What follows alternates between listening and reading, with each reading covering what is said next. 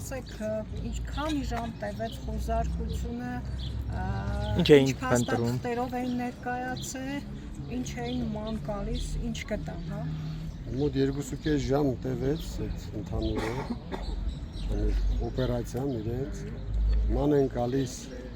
զենք, զինամթեր, ըստ երևույթին, ֆլեշ-գեկ, չգիտեմ, չիպեր, տեդրներ, թղթեր, հաստաթղթեր և ընդամենը հայտնաբերեցին մեկ նոտատեդր, որի մեջ կինս իր աշխատանքներն էր կատարում։ Հավաքեցին բոլոր հեռախոսները, ընդհուպ նաև երեխաների անչափահաս, կնոջ հեռախոսը, որ ես իրենց ասեցի, որ տղեկ յուրաքանչյուր գործ իր կանոններն ունի, բայց պետք չի ոդնահարել անձնական իրավունքները, իմ հեռախոսը տարել եք, հա, ձեզ լինի, բայց կնոջ հեռախոս վերցնելով, դա ուրիշ բան է, արդեն ոնց որ հոծ կարմիր գիծ է, որ անցնում ենք, դա նաև ուրիշի սրբության։ Երեխաները տանն էին։ Երեխաները տանն էին, հա։ հեռախոսները տարան բոլորինը։ Բոլորի հեռախոսները տարան, ես զգուշացրեցի, որ դա սրբության ոդնահարում է, որը հայտողուն սազական բան չի։ Տղաներն չէին ուզում, ոնց հասկացա տանեն, որտեղ զգացին, որ եթե իրենք լինեն իմ կարգավիճակում, իրենք չէին ուզեն իրենց կնոջ հեռախոսը տարվեր, բայց ինչ որ SMS-ներ գրելով, խոսելով, ոնց որպես համար պնդեցին, որ տանեն։ Հիմա իրենց իրավունքն է։ Ոչ մի բան չեն հայտնաբերել, չէին էլ կարող հայտնաբերել, քանզի մեր ընտանիքը միանշանակ դա կապված է դրա հետ, որովհետև այսօր խոսք ունեի ասելու ես, ելույթ ունեի անելու եւ չկարողացա, հա, ըստ ստեղծված իրավիճակի եւ մեր ընտանիքում որևիցե բան չէին կարող հայտնաբերել, որովհետև մենք մեծացել ենք Գյումրեցու աչքերի առաջ, որպես բանվոր տարիներ շարունակ աշխատել եմ յուրաքանչյուր խանութի հետ եւ անձնապես բոլորը ինձ ճանաչում են, գիտեմ, որ բացի սպորտից, կրթությունից, մշակույթից եւ ազգային ոգին բարձրացնելուց ես որևիցե այլ հագումներ չունեմ եւ ինչքան էլ փորձեն իրենք կպցնել պիտակավորել, այս վերջին երկու օրվա պատկերը ցույց տվեց, որ հագարակ ռեակցիան է տալիս եւ իշխանությունը ինձ թիրախավորում է, միանգամից մեր համախոհներն ավելի շատանում են եւ իրենց քարկոձողները հնգապատկվում։ Թող շարունակեն այս գործելավոճը ինչքան կարող են։ Ըստ էության, եթե նույնիսկ այսօր ավագանու նիստը չկայացավ, տապալվեց քվեարկության պատճառով, քանի որ քաղաքացիական պայմանագիրը չէր եկել։ Դե փաստացի կապը տեսնում ենք, չէ, եթե ես չկայի,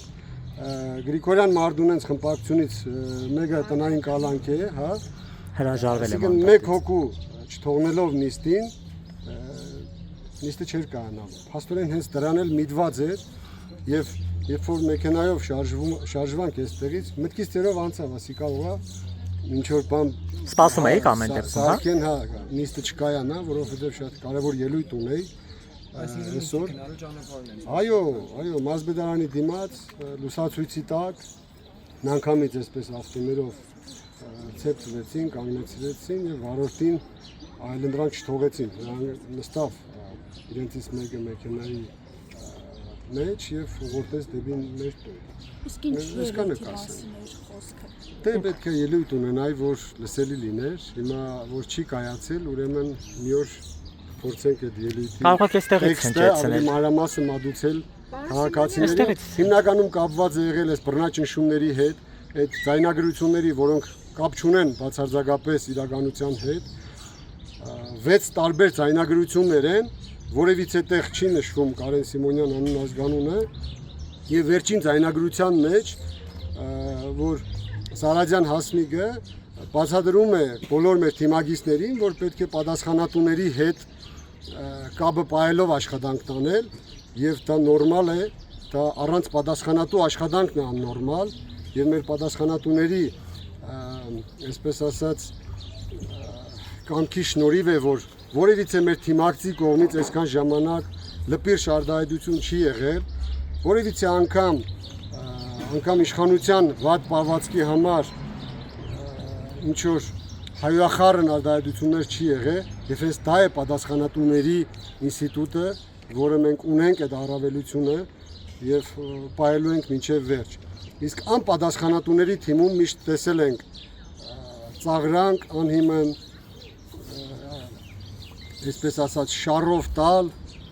մանիպուլացնել, ես խորհուրդ եմ տալիս նաեւ իրենց, որ պատասխանատուների մեխանիզմով աշխատեն, որպեսզի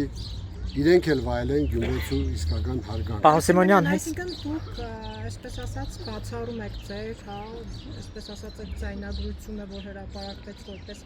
ընտրակաշարքի բաժանում, ձեր, այսպես ասած մասնակցությունը ընտրակաշարքի հետ։ Դե լավ է։ Տեսեք դուք էլ եք ծիծաղում, որովհետև դուք հատած ճանաչում եք այս քաղաքում բոլոր ապրողներին, բոլոր քաղաքականությամբ զբաղվողներին։ Իհարկե բացառելի է դա։ Ինչի մասին է խոսքը, երբ որ դու մտնում ես ընտրապայքարի մեջ, ինքնաբերաբար կամավորներ են գալիս եւ փորձում են կամավորական աշխատանք տանել։ Կարող է հասնել 300-400-ի կամավորական աշխատանքը։ Որտեղից պետք է հասկանաս, կամավորների մեջ իրենք մարտիկ դրել են թե չէ, կարող է դրել են, 2 հոգով զապիս են կազմակերպում, ձայնագրություն են կազմակերպում, եւ այդ ձայնագրությանը կցում են նաեւ մեր իրական թիմագիծների ձայնագրությունները, որոնք բացարձակապես խոսք չի գնացել ինչ որ ընդրակաշար կամ եւ այլ, այլ գնացել է, որ գիտեք ինչ կա, դուք պատասխանատուներով պետք է աշխատեք,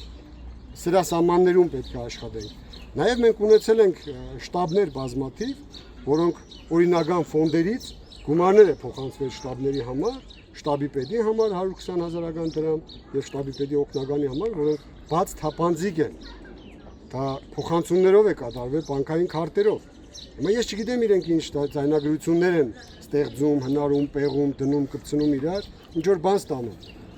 Կարգավիճակ ունեք։ Եթե անգամ նման բաներ կան, ուրեմն մեր այդ բացարձակ կապ չունեցող բան է։ Մենք էս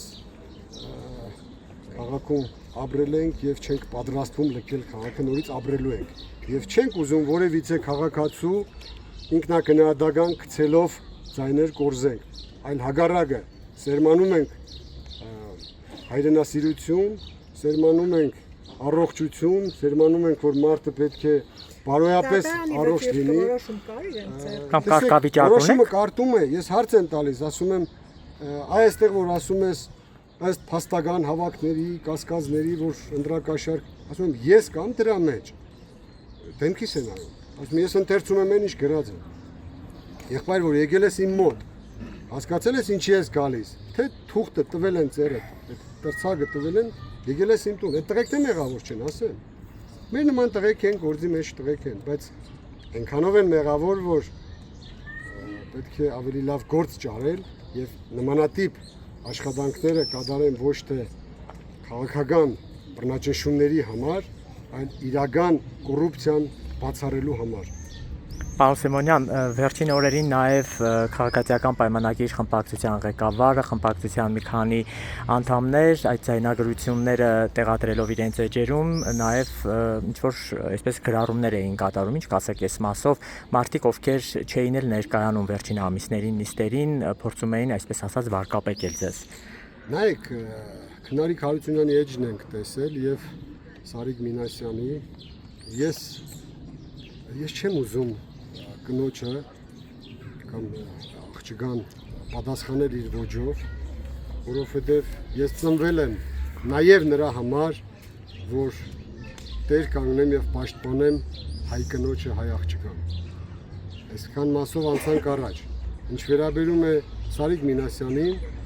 ես բազմիցս ցույց եմ տվել, որ ես անձնական որևիցե բան չունեմ, որևիցե մեկի հանդեպ։ Ուղղակի քննադատական խոսքս վերաբերում է գործող իշխանության վարկագծին եւ միշտ ցույց եմ տվել իշխանության բացերը ոչ թե հայոյանքով, այլ ուղղակի խոսքով։ Ասել եք մի բան, արել եք մի այլ բան։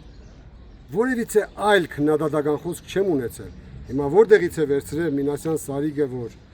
պետք է անհիմն ինձ մեղադրանք տա, այդ արդեն իրենից պետք է ճշտեք։ Երբ որ քաղաքապետի ընտրությունների նախօրյակին դեբատ կազմակերպվեց, լավ հիշում եմ, այսպես մի բառ կա ներողություն, բայց օգտագործեմ, օբշակ էին գցել Սարիկին եւ ամեն հարցով դեմ էին տալիս իրենց թույլ տված վատ արարքները։ Բայց ես ելնելով Գյումրիում մեծանալու իմ հանգամանքից, ես այդ օրը բան չասեցի։ Խոսեցի քաղաքի խնդիրներից եւ նաեւ քննադատվեցին դիմության կողմից, ինչի համար դուք թիրախային հարված չհասցրեցիք, բայց ես մնացի այն կարծիքին, որ ճիշտ եմ արել, որ չեմ հասցրել։ Եթե ինձ հասնում է այդ վերաբերմունքը, ինչը տալիս է ինքը ինձ, ուրեմն Աստված իր հետ ինչ ասեմ։ Արսիմանյան, կարգավիճակ ունեք։ Ոչ մի կարգավիճակ չունեմ, ինչի համար ունենամ։ Ինչի համար ունենամ։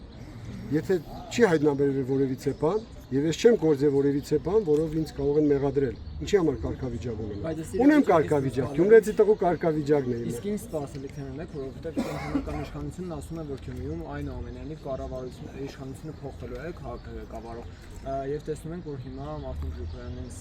թիմում լինելու է մանդատից հրաժարվելու ընդունելու գործընթաց, որպեսզի հաջորդիվ կողմի արտահերթ նիստ ունենան, բայց դուք չեք բացառում, որ օրինակ ցես կամ բացառում եք, որ ցես կարող է տնային կալանքի ենթարկեն եւ այս դեպքում չկարողանաք մասնակցել։ Ես ոչ մի բան չեմ բացառում քաղաքականության մեջ, քանի դեռ իշխանության է քաղաքացիական պայմանագիրը։ Իրենք ամեն ինչ անելու են, որպեսզի Գյումրին խլեն քաղաքացիների ձեռքից, դիմադիրների ձեռքից, դիմադիր ոչ թե 4 ֆրակցիան են, այլ այն ամբողջ 30,000 մարդիկ, ովքեր քվեարկեցին հանուն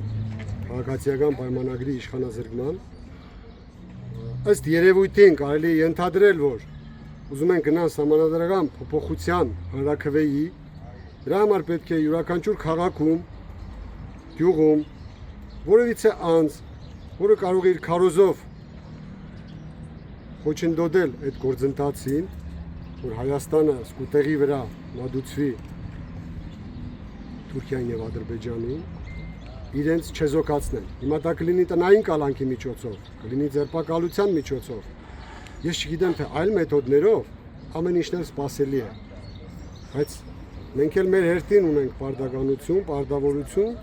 որ մեր պայքարը միջև վերջ տանենք կոռեկտության դաշտում եւ ինչքան հնարավոր է խանգարենք այն գործողություններին, որոնք կարող են վնաս հասցնել Հայաստանի Հանրապետությանը։ Ես բացարձակապես պատահական չեմ համարում Թուրքիայից եւ Ադրբեջանից հնչող այն լոզունգներին, որ եթե խաղաղություն, ապա պետք է անպայման սահմանադրություն փոխեք, մոռանաք ցեղասպանության մասին եւ ադրբեջանցիների վերադարձը ապահովեք։ Մեր իշխանությունը հերքում է այդ բանը, ասում է, որ չկա նման բան։ Եթե չկա նման բան, բայց դու գնում ես խաղաղության մի երկրի հետ, որը առավոտ, ցերեկ եւ երեկո պրոպագանդում է, որ պետք է Արևմտյան Ադրբեջանի փախստականները վերադառնան, ինչ խաղաղության մասին ենք խոսում։ Ուրեմն չկա այդտեղ խաղաղություն, կամ մեր վարչապետին են խաբում իրենք, ինքը չի հասկանում, որ ինքը հասկացում են, կամ չգիտեմ, միտված ինչ որ գործողություններ են կատարում, որը մեծ վնաս է տալու Հայաստանի Հանրապետությանը։